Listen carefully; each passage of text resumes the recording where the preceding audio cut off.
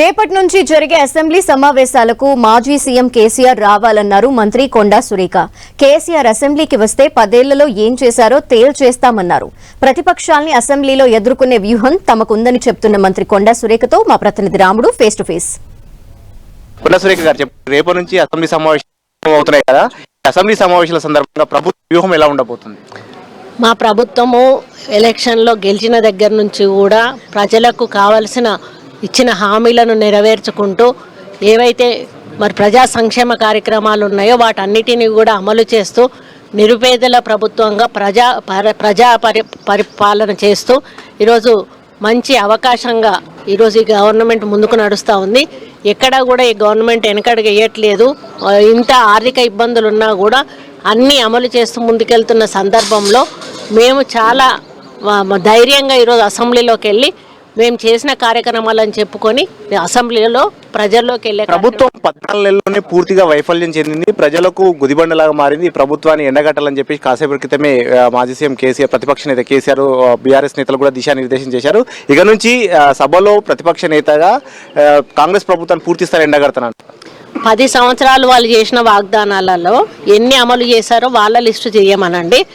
11, 14, 12 నెలల్లో మేము 14 నెలల్లో మేము చేసిన వాగ్దానాలలో మేమెన్ని అమలు చేసినామో మేము తీస్తాము.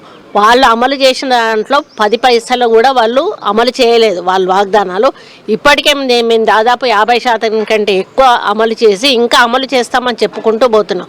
వాళ్ళలాగా తప్పించుకొని మేము పక్కకి వెళ్ళేటువంటి ప్రభుత్వం కాదు. ఇందిరమ్మ రాజ్యము అని అంటే ఇందిరమ్మ ఎప్పుడు కూడా ఇచ్చిన మాటను నిలబెట్టుకునేటువంటి పార్టీ కాంగ్రెస్ పార్టీ. కాబట్టి మళ్ళీ ఎలక్షన్ల వరకు 100% మేము ఇచ్చిన వాగ్దానాలను నెరవేర్చుకొని ముందుకు పోతాం. మీలాగా హామీలు ఇచ్చి పక్కకు పెట్టి మళ్ళీ అబద్ధాల మాటలు చెప్పి ఎలక్షన్లకు పోయేటువంటి పార్టీ కాంగ్రెస్ పార్టీ. రేపటి నుంచి కేసీఆర్ కూడా అసెంబ్లీకి వస్తానంటున్నారు. ఈసారి ఇంకా ఖచ్చితంగా కాంగ్రెస్ పార్టీని గట్టిగా ఎండగొడతా అంటున్నారు. కేసీఆర్ వస్తే ప్రభుత్వ పరంగా మీరు ఎలాంటి వ్యూహంతో వెళ్తారు? ఏ విధంగా ప్రతిపక్షాలను కట్టడి చేయడానికి ఏ విధంగా ముందుకెళ్తారు? వస్తే మంచిదే కదా. 10 సంవత్సరాలు పరిపాలన చేసిండు, ఏమేం చేసిండు, ఏమేమి అభివృద్ధి చేసిండు, ఏమేమి అరాచకాలు చేసిండు, ఏమేమి అవినీతి చేసిండు, ఎక్కడెక్కడ ప్రజల సొమ్ము దోచుకు తిన్నాడు, ఇవన్నీ కూడా ఆయన ముందటనే బయటపెట్టే అవకాశం మాకుంటుంది. కాంగ్రెస్ పార్టీకి ఆ సలహాలు ఇవ్వండి, సూచనలు ఇవ్వండి, మేమన్నా తప్పు చేస్తే ఎత్తు చూపండి, ఈ అన్నిటికీ కూడా అవకాశం ఉంది. కాబట్టి అసెంబ్లీ అన్నప్పుడు ప్రధాన ప్రతిపక్షం ఉండాలి, ప్రతిపక్ష నాయకుడు ఉండాలి.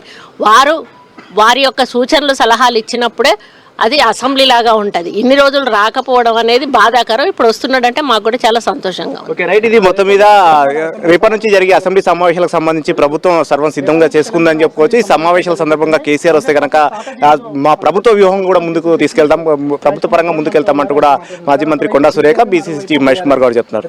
కనకరా, వీడియో జర్నలిస్ట్ కనకరాతో ప్రతాప్, 10 టీవీ, హైదరాబాద్.